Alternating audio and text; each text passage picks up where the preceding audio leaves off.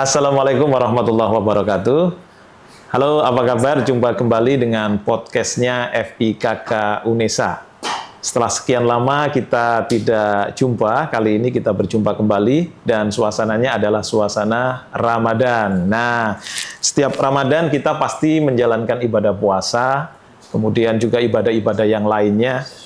Dan alhamdulillah pada kesempatan kali ini sudah hadir narasumber atau teman yang bisa kita ajak ngobrol, berdiskusi tentang seputar puasa, ya, atau apa saja ya yang nanti kita kaitkan dengan yang ada di fakultas kita, yaitu terkait dengan gizi, ya, karena di salah satu prodi kita adalah prodi gizi. Nah, di samping saya ini telah hadir Mbak Desti Muzarofatus, sarjana Kesehatan Masyarakat dan master juga.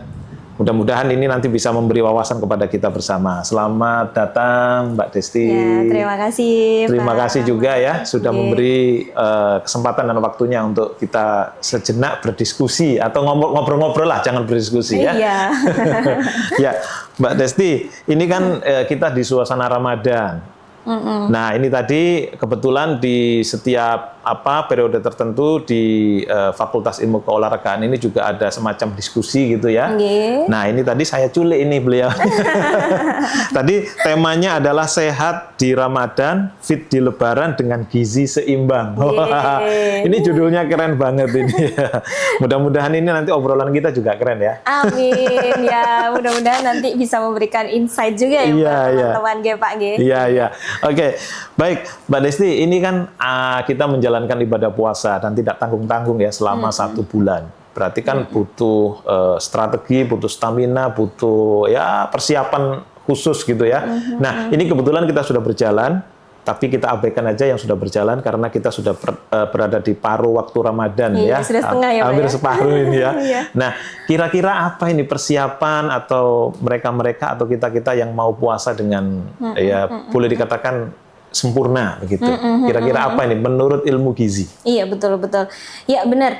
Iya, terima kasih Pak Rahman. Jadi memang kalau sesuatu hal yang sempurna itu hampir nggak ada sebenarnya. Iya, betul. Gitu, ya. Kita mencoba mendekati. Iya, benar. Tetapi memang ada hal-hal yang perlu kita perhatikan, yang bisa kita lakukan agar nanti puasa itu lebih bisa maksimal gitu ya. Betul, ya. Jadi lebih bisa memberikan benefit juga, salah satunya untuk kesehatan. Betul, gitu. ya. Betul.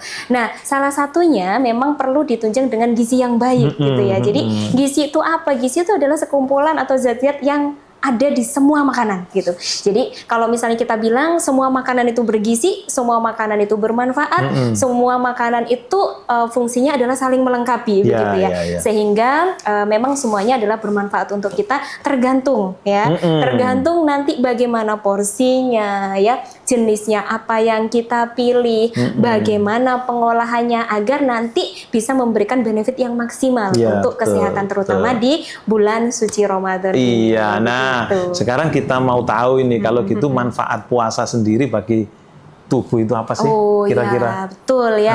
Jadi memang kita puasa itu salah satu goalnya adalah mendekatkan diri saja sebagai bentuk kewajiban gitu ya kita yang muslim. Nah, tetapi ada juga manfaatnya ya untuk kesehatan kalau misalnya kita melakukannya dengan baik ya, terutama kalau diimbangi dengan gizi yang baik ya. Salah satunya adalah sensitivitas insulin itu bisa stabil ya, bisa lebih baik ya. Karena memang kita makan itu kan yang biasanya makan terus ngemil dan lain sebagainya, itu kan glukosa masuk terus ya Pak ya. Nah, tetapi pada saat kita puasa, paling tidak kan pada waktu buka, habis tarawih sama sahur aja gitu ya. Nah, sehingga istilahnya itu insulin nggak boros untuk dikeluarkan untuk mengimbangi glukosa yang masuk itu. Karena dibatasi tadi makanannya. Betul sekali. Nah, dengan adanya sensitivitas insulin yang lebih baik, maka glukosa darah atau gula darah itu bisa menjadi stabil, begitu ya. Yang mungkin awalnya ada resiko untuk peningkatan glukosa darah yang berakhir pada diabetes, ini bisa dikontrol dengan cara puasa ini, gitu. Itu salah satu. Kemudian yang kedua bisa mengontrol tekanan darah juga ya. Kan dari makanan yang awalnya setiap jam kita bisa makan, hampir kapanpun. Iya, hampir kapanpun gitu ya. Kita kerja saja sandingannya ada toples. Iya betul, ada toples. Yang toplesnya nggak penting, isinya. Oh iya betul ya, isinya Pak ya. Nah itu. Nah sekarang makanya kita lebih dijaga dari waktunya sehingga lebih terkontrol. Belum lagi kalau misalnya kita puasa itu kan istilahnya apa ya, emosi bisa terjaga gitu ya. Secara psikologisnya betul ya, terjaga sehingga tekanan darah juga bisa lebih stabil ya. Kemudian untuk selanjutnya ini profil lipid atau profil lemak tubuh. Itu juga bisa lebih stabil ya kalau misalnya pola makan kita bagus gitu. Belum lagi mungkin nih ya teman-teman atau mungkin Bapak nih punya pengalaman. Saya contohnya saya aja. Punya pengalaman mungkin ketika pas pada waktu puasa terus terjadi penurunan berat badan. Ya, nah, biasanya. Betul ya. Jadi itu juga menjadi salah satu benefit. Kemudian tambah satu lagi nih Pak. Ya, ini mungkin baru-baru ini ya sedang dibahas, namanya adalah peristiwa autofagi ya. Jadi autofagi itu adalah memakan sel sendiri di dalam tubuh, betul saya ya. Pernah tahu. Jadi yang dimakan ini sel yang bagaimana? Sel yang sudah tidak terpakai ya. Awalnya bagaimana? Awalnya itu adalah ada peristiwa ketosis ya. Ketosis itu bisa terjadi mulai dari hari ketiga sampai akhir gitu ya. Di mana sumber glukosa atau sumber energi bagi otak itu tidak lagi glukosa gitu ya, sehingga mendapatkan dari sumber lemak. Nah, dengan adanya seperti itu terjadi pula peristiwa autofagi. Nah, autofagi itu dia memakan sel yang sudah tidak terpakai begitu ya untuk dijadikan sel baru, sehingga regenerasi sel itu menjadi lebih maksimal. Jadi secara organik gitu makan dari dalam sendiri gitu ya. Iya betul. Jadi tidak memerlukan bantuan makanan dari luar, tapi memanfaatkan sel-sel yang tidak terpakai sehingga tidak tidak berdampak yang biasanya kalau sel rusak itu kan bisa menyebabkan menjadi semacam sel kanker dan lain-lain. Nah, penuaan juga gitu ya. Kalau penuaan jangan serius-serius lihat saya. Tapi semua orang itu nanti pasti gitu ya. Oke, intermezzo aja ya. Jadi itu tadi ya, banyak sekali manfaatnya, terutama bagi kesehatan, khususnya bagi tubuh kita, baik secara lahir maupun secara batin, dari psikologisnya tadi. Psikologisnya juga. Lalu ini tadi kan kita bicaranya puasa itu kan terkait dengan pola makan sebenarnya kan. Selama ini kan kebanyakan dari kita, mungkin saya juga ya, itu kan hanya memindahkan waktu makan biasanya ya. Biasanya kalau sudah seharian tidak makan, wah luar biasa, nanti kalau sudah dengar azan maghrib, wah apapun masuk apapun masuk. Nanti kalau sudah gitu, wah ini sudah lemes karena kekenyangan. Nggak kuat terawih Pak. Nggak kuat terawih. Nanti terawihnya lupa karena ngantuk. Ini bagaimana cara menyiasatinya ini? Mbak Disti mungkin bisa berbagi atau sharing lah kepada kita bersama. Apa saja ini makanan atau menu-menu yang ya mungkin boleh dimakan atau dibatasi atau bagaimana? Siap. Jadi memang ketika kita berbuka itu kan waktu makannya ketika kita puasa ya, itu kan waktu makannya lebih singkat gitu ya. Betul. Mungkin yang awal adalah kita berbuka. Nah, berbuka itu memang harus kita segerakan gitu. Betul. Kita segerakan. Sudah sunnah juga itu. Iya, betul.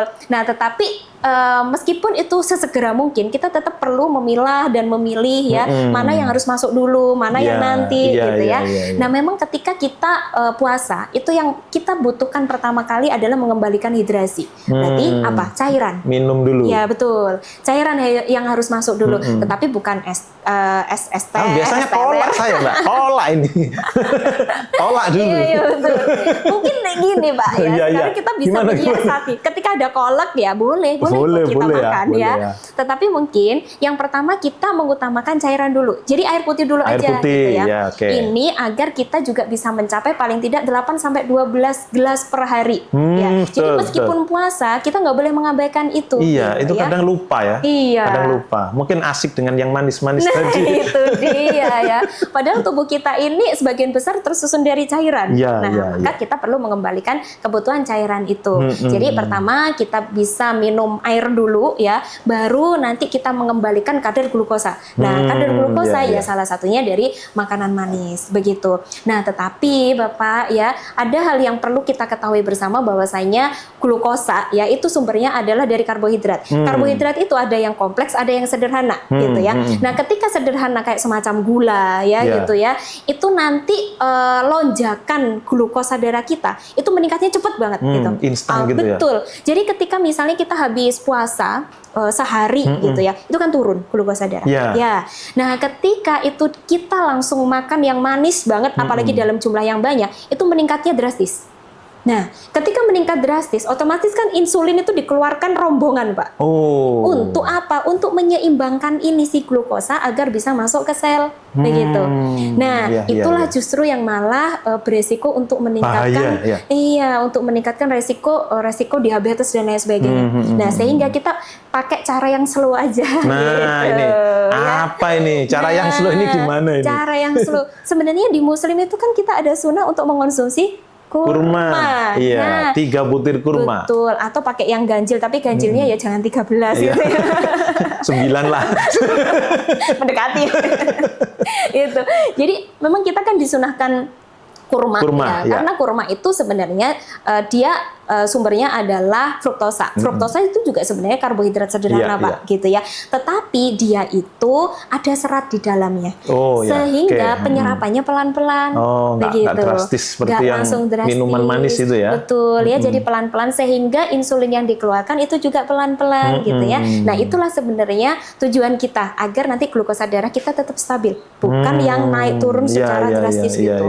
Begitu. Nah, berarti ya, pertama cairan. Habis itu mengembalikan glukosa darah ya, dengan kalau misalnya nggak ada kurma, buah, Pak, boleh ya. Jadi pisang, buah apapun ya, apapun. Tapi ya jangan durian juga.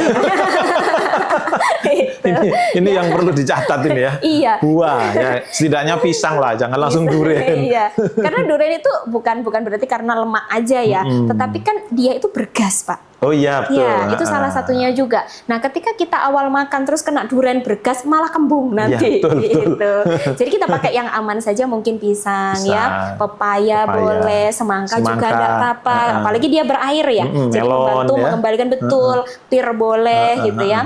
Nah, habis itu kita salat dulu. Istirahat lah. Kasih jeda dulu ya. Habis minum, makan buah, baru sholat maghrib, habis sholat baru itu kita makan komplit. Nah, makan komplit ini kita juga perlu memperhatikan komponen-komponen yang ada di dalam piring kita. Ya, jadi kalau misalnya kita memperhatikan gizi seimbang sesuai dengan topik, Pak ya, berarti di situ perlu ada karbo ya, ada nasi, protein, ya, kemudian sayur. Ya. Nah, untuk mempermudah kita berapa banyak sih yang harus kita konsumsi? Nah, sebenarnya Kemenkes itu sudah mengeluarkan pedoman, Pak. Ya. Jadi pedoman itu ada yang namanya isi piringku atau piring model T. Apalagi ini ya, mau puasa ribet banget. Enggak ribet kok ini. Ini ilmu pengetahuan agar apa? Agar kita juga tidak sembrono gitu ya. Iya, betul. Biar nanti selain kualitas ibadah, kualitas kesehatan juga didapat ya. Jadi sebenarnya untuk isi piringku itu modelnya kayak huruf Y, Pak. Huruf Y. Jadi ada 3 bagian. Yellow ya. Iya, betul. 3 bagian ya. Jadi 1 bagian diisi karbo, 1 bagian protein, 1 bagian sayur. Begitu ya. Itu boleh dilakukan ya, diterapkan untuk orang yang sudah mempunyai status gizi normal. Ya. Nah, tetapi kalau misalnya yang berat badannya mungkin berlebihan atau untuk pencegahan penyakit metabolik dan lain sebagainya, kita boleh mengikuti yang huruf T. Ya, piring model T. Nah, piring model T itu kan bentuknya begini. Nah, yang atas diisi apa? Sayur. Berarti setengah piring sayur. Lebih banyak sayurnya. Iya, betul. Terus ada gini, berarti kan seperempat. Nah, seperempat ini sumber karbo, seperempat sumber protein. Itu yang mempermudah gitu. Iya, jadi tidak asal makan gitu ya. Ya, setidaknya kita selama ini kan pokoknya ada di piring, ada di meja, sikat. Nah, ini sekarang yang kita lihat karena maaf ya, belum tahu ada piring model Y sama T. Nah, sekarang sudah tahu teman-teman terutama yang ada di FKK ini ya, jangan sembarangan ini ya, jangan sembarangan. Oke, selanjutnya. Ya. Nah, selanjutnya kalau misalnya habis tarawih pengen makan lagi boleh, tetapi utamakan sumber protein sama yang sumber serat. Ya, karena kenapa? Dua sumber itu dia kenyangnya lebih lama, gitu. Tujuannya kan itu ya agar nanti ototnya tidak terpakai dan lain sebagainya sebagai sumber energi. Itu pada waktu berbuka. Nah, bagaimana pada saat sahur? Langsung ke sahur. Bagaimana dengan sahur? Sahur itu kita bisa mulai bangun tidur minum air putih dulu. Nah, baru kemudian makan lengkap. Langsung lengkap ya? Iya, makan lengkap. Buahnya kapan? Nanti di akhir. Jadi menjelang. Iya. Jadi ini juga sebenarnya ada tujuannya, Pak. Iya. Jadi tujuannya agar dia terpakai duluan. Karena kan buah itu paling tidak 30 menit habis. Oh iya, cepat gitu ya. Jadi memang tujuannya adalah biar dia terpakai dulu baru menggunakan yang menu lengkap itu. Jadi dibalik. Iya. Kalau buka buah dulu, kalau sahur buahnya di akhir. Terus penuhi dengan cairan sebelum adzan subuh. Oh gitu. Jadi kalau tadi berbukanya sudah diawali dengan cara yang baik, mengakhiri dengan sahur juga dengan cara yang baik pula. Penting. Nah, ini yang perlu saya tanyakan. Saya kan hobi ngopi toh, Mbak. Oh iya. Ini si hidup saya ini kalau nggak ngopi gitu nggak terang ya. Oh nggak terang. Gelap dong, Pak. Padahal kopi itu gelap ya. Nah, ini banyak sih dari omongan kanan kiri. Kalau kalau ngopi saat puasa itu nanti kalau malam saja. Atau nanti waktu sahur saja. Nah, efektifnya bagaimana? Oh iya. Kalau kita mengonsumsi kopi pada saat puasa di siang harinya. Iya. Pokoknya jangan sampai diminum siang hari ya, Pak. Oh iya, nanti batal. Nggak boleh ya. Iya, betul. Ya mungkin sebagian teman-teman memang ada yang hobi ngopi gitu ya. Biar untuk penyemangat. Nah, ini baiknya dikonsumsi kapan? Setelah lambung itu terisi makanan lain dulu, Pak. Jadi tengah-tengah tadi ya. Iya. Setelah makan berat. Iya. Nah. Jadi jangan di awal ya, karena dia itu kafein ya. Kafein itu ada yang istilahnya lambungnya nggak kuat ya. Nanti kalau misalnya masih kosong habis puasa sehari kena kopi nanti GERD. Iya, betul.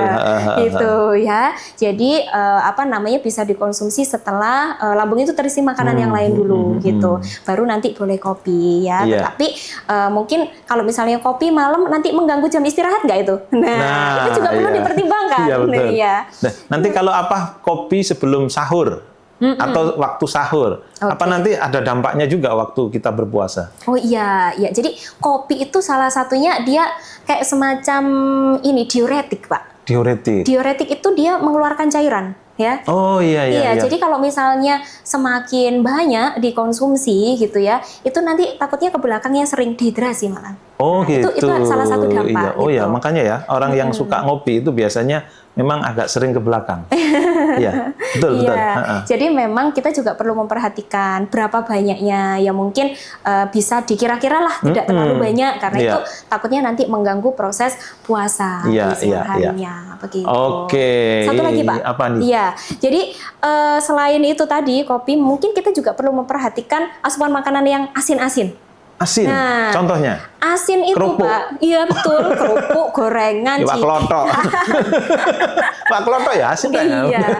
Nah, itu ternyata Pak, ya kalau misalnya kita terlalu banyak makanan asin ya, itu nanti membuat cepat haus. Oh iya. Karena dia itu sumber natrium. Ya, natrium itu menyerap cairan. Iya, sama ya. Kalau tadi mengeluarkan ini menyerap. Iya, menyerap sehingga nanti yang ditakutkan dia malah cepat haus. Sehingga mungkin bisa diperhatikan untuk bisa membatasi sumber makanan yang asin. Begitu. Oke. Sudah panjang dan banyak ini ya informasi yang kita dapat meskipun dalam waktu sekejap. Hanya beberapa menit kita sudah dapat banyak informasi dan ilmu baru ya, khususnya bagi kita yang saat ini sedang menjalankan ibadah puasa. Mbak Desti, makasih ya sudah berbagi, sudah memberi informasi kepada kita bersama, terutama warga FIKK UNESA. Terima kasih. Umumnya bagi warga UNESA semuanya ya, baik yang ada di mana, di Lidah, Wetan, di Ketintang ataupun di Magetan dan dimanapun ya, pokoknya yang sedang mengikuti kegiatan di UNESA, jangan lupa selalu ikuti podcast FIKK UNESA yang selalu hadir untuk Anda semuanya. Hanya di kanal YouTube kami, FIKK Podcast. Oke, Mbak, terima kasih ya. Terima kasih kembali. Mudah-mudahan nanti bisa sharing session lagi dengan tema-tema yang lebih menarik lagi. Siap. Terima kasih. Ya. Oke, sekian dulu ya. Untuk teman-teman semuanya, penggemar setia podcast FIKK UNESA, dari waktu ke waktu, ini perjumpaan kita yang kesekian dan mudah-mudahan ini sangat bermanfaat untuk kita bersama. Terima kasih, sampai jumpa. Wassalamualaikum warahmatullahi wabarakatuh. Waalaikumsalam warahmatullahi wabarakatuh. Terima kasih.